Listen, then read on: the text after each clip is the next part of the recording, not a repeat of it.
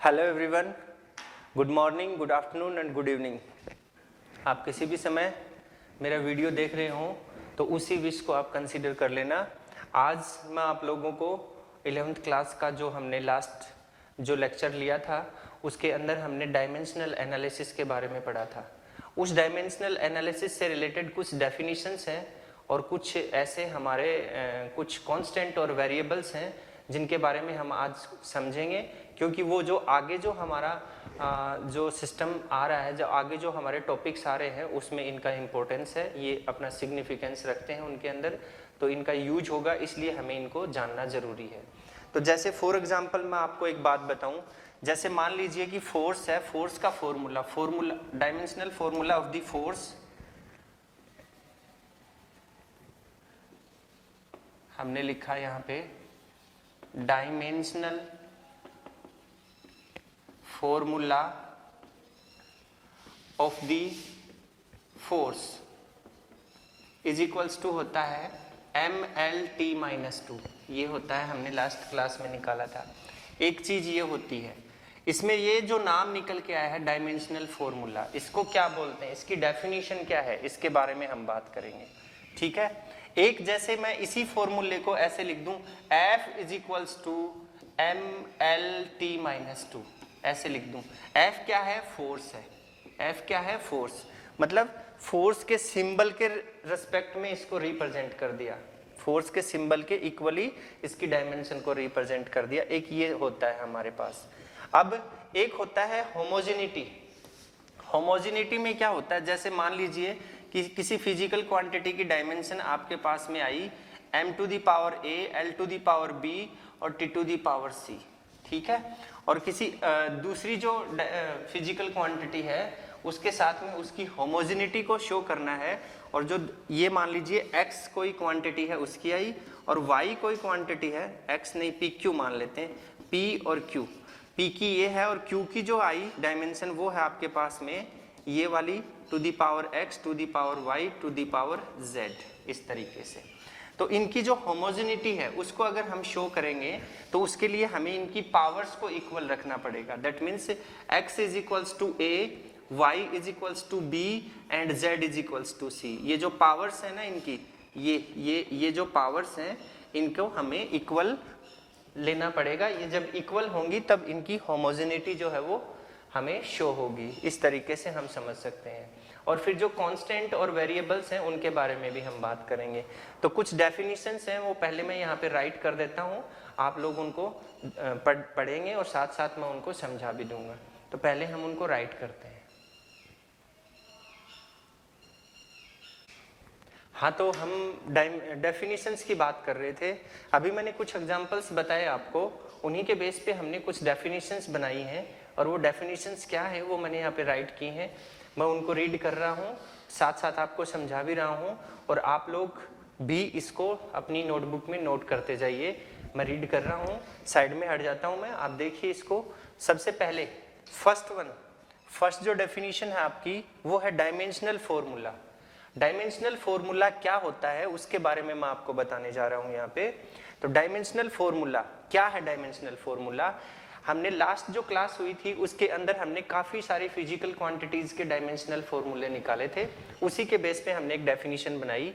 N expression that shows which unit of original physical quantities, original मतलब fundamental, are used to create the derived unit, are used to create the derived unit, मतलब fundamental physical quantity जो है उनसे जो derived physical quantity हमने बनाई थी उसके बारे में हम लोग बात कर रहे हैं।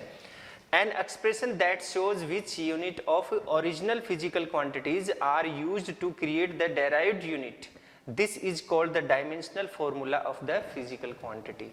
जैसे for example dimensional formula of force is MLT-2।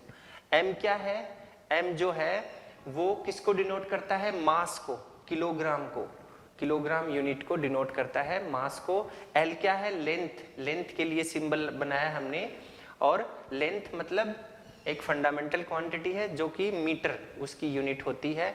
और t क्या है, सिंबल ऑफ द टाइम, और t को हम मेजर करते हैं हमेशा किसमें, सेकंड में। तो ये हमारी फर्स्ट डेफिनेशन हो गई है। दूसरी डेफिनेशन में हमने लिखा है यहाँ पे dimensional equation. What is the dimensional equation? Dimensional equation का मतलब होता है कि अगर किसी भी फिजिकल क्वांटिटी के सिंबल, उसके साइन, दैट मीन्स उसके सिंबल के इक्विवेलेंट में अगर उसकी फिजिकल क्वांटिटी को रख दिया जाए तो बनने वाला जो फेनोमेना है उसको हम डायमेंशनल इक्वेशन बोलते हैं। That means the equation obtained by keeping, मैं रीड कर रहा हूं यहाँ पे, the equation obtained by keeping the sign of physical quantity equal to its dimensional formula is called dimensional equation. For example, F is equals to mlt minus 2, ये वाली चीज। अब थर्ड वन जो है वो है आपका principle of homogeneity of dimensions. Homogeneity का जो प्रिंसिपल है डायमेंशंस के लिए वो क्या है वो मैं आपको समझा रहा हूं यहाँ पे। अकॉर्डिंग टू दिस थ्योरी, थोड़ी देर पहले भी मैंने आपको बताया था, according to this theory for a physical relationship the dimensions of the two sides should be the same. दोनों साइड की जो डायमेंशंस है ना वो दोनों साइड की डायमेंशंस सेम होनी चाहिए रिलेशनशिप के according, for a physical relationship के अकॉर्डिंग। जैसे for example m to the power a, l to the power b, t to the power c is equals to m to the power x, l to the power y और t to the power z। In the case of both sides should be the same, then we can write it's a is equals to x and b is equals to y and c is equals to z। ये जब situation satisfy होगी तभी हम ये statement यहाँ पे लगा सकते हैं। तो ये रहा अपना जो डेफिनेशंस है वो। अब इनको आप राइट कर लीजिए और मैं आपको 2 मिनट का समय देता हूँ, 2 मिनट में आप इनको थोड़ा राइट करके देख लीजिएगा।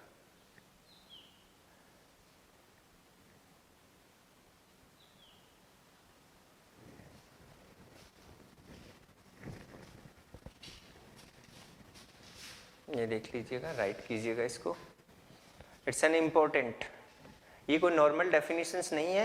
अभी अगली जो क्लास होगी उसमें मैं आप लोगों को इनको यूज करके दिखाऊंगा, तो इनको आप नोट कर लीजिए, इम्पोर्टेंट है ये हमारे लिए, ठीक है।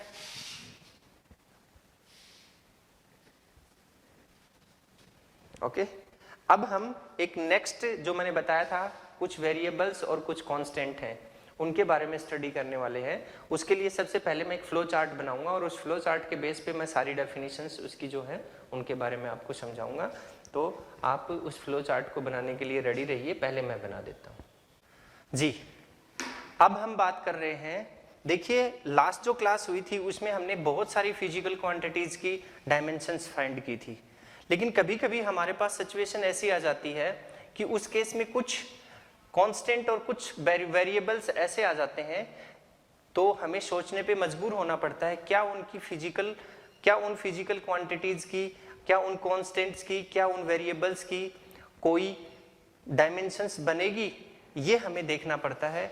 जैसे फॉर एग्जांपल यहाँ पे मैंने एक डिफरेंट टाइप्स की जो फिजिकल क्वांटिटी है उसका एक फ्लो चार्ट बनाया है। इस फ्लो चार्ट को अगर आप ध्यान से अगर आप इसको देखेंगे तो आपको काफी समझ में आ जाएगा इसमें।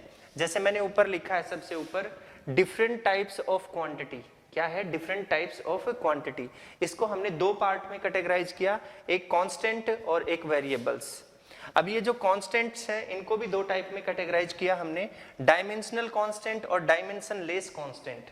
तो डायमेंशनल कांस्टेंट कौन से होते हैं, जैसे फॉर एग्जांपल मैं आपको बताऊं, जैसे डायमेंशनल कांस्टेंट जैसे velocity of speed, velocity of speed, light की जो वेलोसिटी है, speed of light in vacuum, speed of light in vacuum को हम डिनोट करते हैं speed of light in vacuum. इसको हम लिखते हैं 3 × 10⁸ मीटर पर सेकेंड, ऐसे लिखते हैं। ये किससे डिनोट होती है, ये c से डिनोट होती है। तो ये c क्या है, एक कांस्टेंट वेरिएबल है, ये कांस्टेंट है, ये एक वेरिएबल नहीं सॉरी, ये कांस्टेंट है जिसकी डायमेंशन होती है, ठीक। जैसे हम बात करें g की, g क्या है, ग्रेविटेशनल कांस्टेंट, क्या है ग्रेविटेशनल कांस्टेंट। और इस ग्रेविटेशनल कांस्टेंट की डायमेंशन तो मैंने आपको क्लास में निकाल के भी दिखाई थी, इसकी भी डायमेंशन होती है। जैसे यूनिवर्सल गैस कांस्टेंट, उसकी भी डायमेंशन होती है। तो कुछ कांस्टेंट ऐसे होते हैं जिनकी डायमेंशन होती है, तो हम जैसे ही उन कांस्टेंट को देखें तो हमारे दिमाग में कंफ्यूजन नहीं होना चाहिए कि वो डायमेंशन लेस है या डायमेंशन वाला है। तो वो डायमेंशन के जो कांस्टेंट हैं उनके बारे में मैंने आपको बताया। अब कुछ होते हैं ऐसे डायमेंशन लेस कांस्टेंट, जैसे कोई नंबर, जैसे मान लीजिए काइनेटिक एनर्जी है, उसमें हम लिखते हैं हाफ mv²। अब m और v की तो डायमेंशन निकल जाएगी, mv² की तो डायमेंशन हम फाइंड आउट कर सकते हैं, लेकिन ये जो हाफ आया है ये कोई नंबर है, कोई भी नंबर हो सकता है, यहाँ पे हाफ की जगह और कोई नंबर हो सकता है, किसी दूसरे फॉर्मूले में नंबर हो सकता है। तो जितने भी नंबर्स हैं वो डायमेंशन लेस होंगे। जैसे पाई आ गया, जैसे हमारे पास में कोई भी मतलब मान लीजिए कि वॉल्यूम है हमारे पास में, तो उस वॉल्यूम के लिए मैंने फॉर्मूला लिखा v = 4/3 पाई r³, ये लिखा। अब इस केस में देखिए ये नंबर आ गया और ये पाई आ गया, तो ये पाई जो है ये एक डायमेंशन लेस कांस्टेंट होता है। या फिर e आ गया, या e की पावर आ गई, पावर्स में आ गया e, तो उस केस में ये सब किस में आते हैं, डायमेंशन लेस कांस्टेंट में आते हैं। तो ये जैसे ही आपको दिखें तो आप समझ जाना इनकी कोई डायमेंशन नहीं होती है, हमें इनको कंसीडर ही नहीं करना है, ठीक है। अब आता है डायमेंशनल वेरिएबल्स। डायमेंशनल वेरिएबल्स के बारे में तो आप लोग जानते ही हैं, एरिया हो गया है, वॉल्यूम हो गया है, वेलोसिटी हो गई, स्पीड हो गई, एक्सेलरेशन हो गया, डेंसिटी हो गई, एटसेट्रा एटसेट्रा, ये सब क्या है, डायमेंशनल वेरिएबल्स हैं। अब इन वेरिएबल्स में भी डायमेंशन लेस वेरिएबल होते हैं। वो कौन से होते हैं, जैसे एंगल्स, जैसे साइन थीटा वेरिएबल क्वांटिटी है, कोस थीटा, टेन थीटा, ये सब क्या है, वेरिएबल क्वांटिटी है, लेकिन इनकी कोई डायमेंशन नहीं होती है। जैसे स्ट्रेन है, डिफॉर्मेशन, ठीक है, स्ट्रेन, उसकी भी कोई डायमेंशन नहीं होती है। और भी जैसे स्पेसिफिक ग्रेविटी है, स्पेसिफिक ग्रेविटी की भी कोई डायमेंशन नहीं होती है। तो ये सब वेरिएबल जरूर होते हैं लेकिन इनकी डायमेंशन नहीं होती है। तो ये चीज हमें समझनी है, क्योंकि आगे आने वाले टॉपिक में इन सब चीजों का यूज होने वाला है, इसलिए मैं आपको ये सब चीजें बता रहा हूँ। क्योंकि अगर ये पता नहीं होंगी तो जब हम सॉल्यूशन फाइंड आउट करेंगे तो उस केस में, जैसे मैं मान लेता हूँ कि जैसे मैंने लिखा mgh क्या है, पोटेंशियल एनर्जी = हाफ mv²।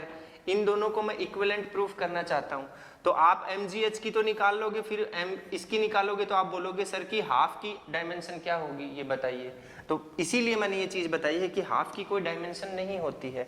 जैसे वॉल्यूम के लिए ये आ गया तो 4/3 पाई r³, तो उस केस में हम लोग कंफ्यूज हो जाते हैं कि इसकी डायमेंशन क्या लिखें, तो इसकी कोई डायमेंशन होती ही नहीं है, तो लिखेंगे कहाँ से, इसलिए ये चीजें समझना जरूरी था। ये फ्लो चार्ट मैंने आपको बनाया। अब यहाँ पे जो ये हमने 1 2 3 4 अलग अलग जो पॉइंट बनाए हैं, इनकी मैं डेफिनेशन लिख देता हूँ, छोटी छोटी डेफिनेशन, उसको आप नोट कर लेंगे और फिर हम अगले टॉपिक पे चलेंगे। तो इनकी डेफिनेशंस क्या होंगी वो मैं आपको लिख के दे देता हूँ अभी। हाँ, तो स्टूडेंट्स अभी जो फ्लो चार्ट बना के हम लोग बात कर रहे थे उसी के रिस्पेक्ट में मैंने आप लोगों के लिए यहाँ पे कुछ जो डायमेंशंस के बेस के ऊपर जो हमारी क्या है वो डेफिनेशंस हैं वो मैंने बनाई है। और जो नाम थे उनके, जो जिस नाम से हम उनको डिफाइन कर रहे थे, जिस नाम से हम उनको इंडिकेट कर रहे थे फ्लो चार्ट में, उस नाम के अकॉर्डिंग ही उनकी डेफिनेशंस बनेंगी। तो इसमें देखिए सबसे पहली जो डेफिनेशन है वो है हमारी डायमेंशनल कांस्टेंट। कौन सी डेफिनेशन है, डायमेंशनल कांस्टेंट। ऐसे कांस्टेंट जो कांस्टेंट भी है बट डायमेंशन उनकी रिप्रेजेंट होती है, उनको हम बोलते हैं dimensional constant. These are the quantities that have fixed values and have their dimensions. These are the quantities that have fixed values and have their dimensions. तो इसको हम बोलेंगे डायमेंशनल कांस्टेंट। फॉर एग्जाम्पल के तौर पे अगर हम लें तो velocity of light in vacuum c से रिप्रेजेंट करते हैं, यूनिवर्सल ग्रेविटेशनल कांस्टेंट g है, यूनिवर्सल गैस कांस्टेंट है आपका, एटसेट्रा। ये सब क्या है, ये एक ऐसी क्वांटिटीज हैं जिनकी फिक्स्ड वैल्यू होती है। क्या होती है, फिक्स्ड वैल्यू होती है, और उसके साथ साथ उनकी डायमेंशन भी होती है, इसलिए हम इनको डायमेंशनल कांस्टेंट्स बोलते हैं। फिर है डायमेंशन लेस कांस्टेंट। दूसरा क्या है, dimensionless constant. These are the quantities whose values are fixed values तो इनकी फिक्स्ड होती है but have no dimensions, but इनके पास कोई डायमेंशन नहीं होती है। जैसे फॉर एग्जांपल नंबर्स, कोई भी नंबर आ गया, पाई है, ई की ई टू दी पावर जो भी है एटसेट्रा, ये सब आती हैं किसके अंदर, डायमेंशनल कांस्टेंट के अंदर, ठीक है। उसके बाद में थर्ड वन जो है आपकी वो क्या है, डायमेंशनल वेरिएबल्स। डायमेंशनल वेरिएबल्स इसमें क्या आएगा, देखिए these are the quantities which are variable, जो कि वेरिएबल है, एंड हैव देयर डायमेंशंस, और उनके पास डायमेंशंस भी है। जैसे फॉर एग्जांपल आपके पास में area, volume, density, speed, acceleration, linear momentum, ये सब, ठीक है। इसको हम इस नाम से डिफाइन करेंगे और ये इसके एग्जांपल्स हैं, ठीक। Next one, dimensionless variables. अब क्या है, डायमेंशन लेस वेरिएबल्स, इसका जस्ट ऑपोजिट होगा, these are the quantities that are variable, जो कि वेरिएबल तो हैं बट हैव नो डायमेंशंस, जिनकी कोई डायमेंशंस नहीं होती है। जैसे फॉर एग्जांपल एंगल है, strain, that means deforming, specific gravity etcetera, ये सब इस किसमें, कौन सी कैटेगरी में आती हैं, डायमेंशन लेस वेरिएबल्स में आते हैं ये, ठीक है। इनको हमें समझना है, ये चीज हो गई। अब जो नेक्स्ट जो टॉपिक है अपना वो है यूजेज ऑफ डायमेंशनल फॉर्मूला, जो इक्वेशंस है या फॉर्मूला है उसके यूजेज क्या हैं, उसके यूजेज मैं आपको बता रहा हूँ। अभी आप इसको नोट कर लीजिए, एक बार इसको नोट कर लीजिएगा, देखिए दिखाई दे रहा होगा शायद आपको, नोट कर लीजिएगा इसको, और नोट करने के बाद में हम बात करेंगे अगले टॉपिक की।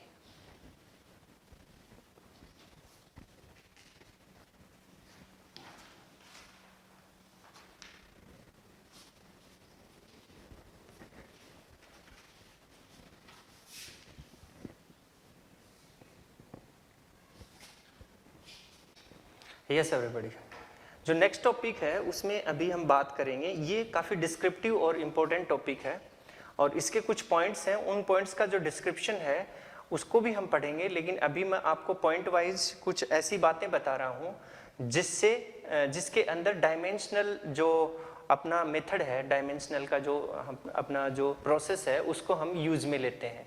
जैसे फॉर एग्जांपल सबसे पहले अगर मैं बात करूं तो डायमेंशनल का जो यूटिलाइजेशन है, उसका जो यूज है वो कहाँ कहाँ होता है और कहाँ कहाँ कौन कौन से ऐसे मेथड्स हैं, कौन कौन से ऐसे मतलब हमारी इक्वेशंस हैं या कौन से ऐसे प्रोसेस हैं जिसमें डायमेंशनल मेथड लगाने से हम उसको इजीली सोल्व कर पाते हैं।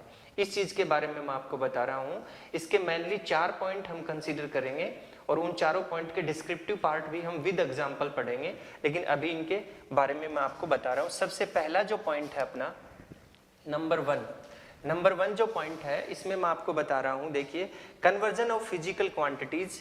सबसे पहले हम क्या करेंगे, फिजिकल क्वांटिटीज का जो कन्वर्जन है, conversion of physical quantities one method to another method by using the dimensional process, by using the dimensional method. ठीक है, तो मैं यहाँ पे लिख रहा हूँ जैसे एसआई यूनिट में है, जैसे सीजीएस यूनिट में है उसको एमकेएस में कन्वर्ट करना, एमकेएस वाले को एफपीएस में कन्वर्ट करना, एफपीएस वाले को सीजीएस में कन्वर्ट करना। जैसे हमारे पास किसी क्वांटिटी का जो मतलब जो मेजरमेंट है वो सीजीएस में दिया हुआ है, सीजीएस से हम कन्वर्ट कर सकते हैं एमकेएस में, और एमकेएस से हम कन्वर्ट कर सकते हैं एफपीएस में, और एफपीएस से हम कन्वर्ट कर सकते हैं सीजीएस में, इस तरीके से, और इसका वाइस वर्सा, इस तरीके से। ये जो कन्वर्जन है ये भी हम डायमेंशनल मेथड से हम कर सकते हैं, और कैसे करेंगे इसके बारे में हम अगला जो लेक्चर होगा अपना उसमें बात करेंगे। देखिए इसको हम कैसे डिनोट करेंगे, इसको हम डिनोट करेंगे uses of dimension, uses of dimensions. Topic का नाम है आपका यूजेज ऑफ डायमेंशंस, डायमेंशंस का यूज। तो सबसे पहला क्या आएगा, कन्वर्जन ऑफ फिजिकल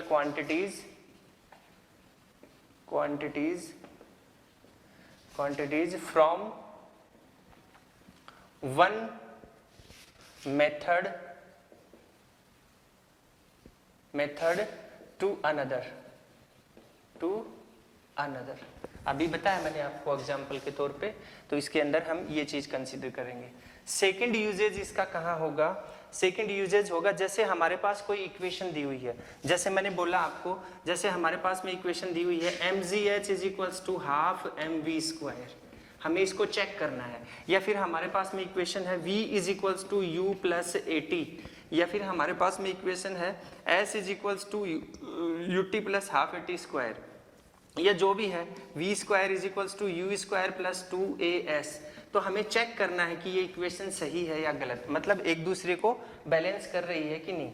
ये भी हम किससे कर सकते हैं, ये भी हम डायमेंशनल मेथड से कर सकते हैं। कैसे कर सकते हैं इसके बारे में भी हम डिस्क्रिप्टिव पढ़ेंगे, इसके बारे में भी, ठीक है। तो दूसरा जो है इसके अंदर यूज वो आएगा आपका to check the correctness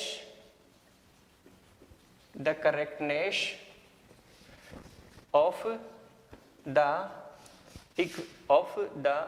an equation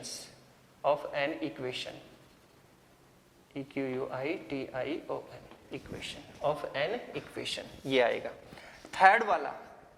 third वाला जो पॉइंट है, मैंने 4 पॉइंट बताए थे आपको। थर्ड पॉइंट जो है उसमें हम बात करेंगे जो फॉर्मूला होता है, कोई भी फॉर्मूला हमें डिराइव करना है, जैसे हमें कोई भी नया फॉर्मूला बनाना है, उसको डिराइव करना है, तो उसको कैसे डिराइव करेंगे, उसमें भी हम डायमेंशनल मेथड को यूज में ले सकते हैं। कैसे यूज में लेंगे वो हम डिस्क्रिप्टिव पोर्शन में पढ़ेंगे। तो थर्ड जो है उसमें हम बात करेंगे फॉर्मूला डेरिवेशन,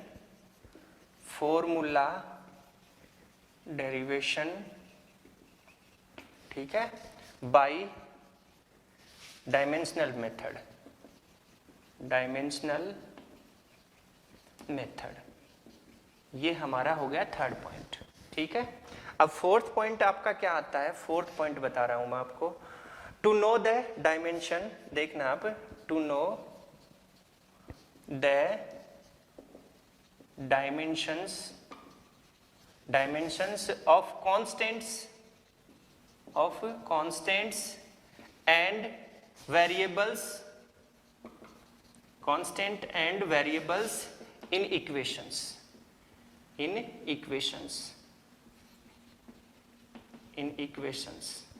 इस तरीके से हम इसको बता सकते हैं। मतलब किसी भी इक्वेशन के अंदर कांस्टेंट और वेरिएबल्स के बारे में अगर हमें जानना है तो हम डायमेंशनल मेथड के थ्रू हम जान सकते हैं। तो ये 4 हमारे अलग अलग पॉइंट आए हैं जो कि डायमेंशनल में जो आपका मेथड है, डायमेंशनल मेथड, वो इनमें यूज ले सकते हैं अपन। और ये बहुत ही इंपॉर्टेंट टॉपिक है। हर एक पॉइंट का हम डिस्क्रिप्टिव पार्ट विद एग्जांपल अगले लेक्चर में हम डिस्कस करेंगे, ठीक है। जैसे सबसे पहले इसमें, फिर इसमें, फिर इसमें, फिर इसमें। तो आज के लिए इतना ही। नेक्स्ट क्लास में हम फिर मिलेंगे एक नए टॉपिक के साथ और एक नई उमंग और एक नई जीत के साथ मिलेंगे। मुझे पता है आप लोग बहुत अच्छे से स्टडी कर रहे हो, तो आने वाले दिनों में हम लोग और भी अच्छा करेंगे। अभी धीरे धीरे आप लोगों का फ्लो बन जाएगा। तो आज के लिए इतना ही, फिर मिलते हैं नए टॉपिक के साथ। Have a nice day, have a good day. Thanks a lot everybody.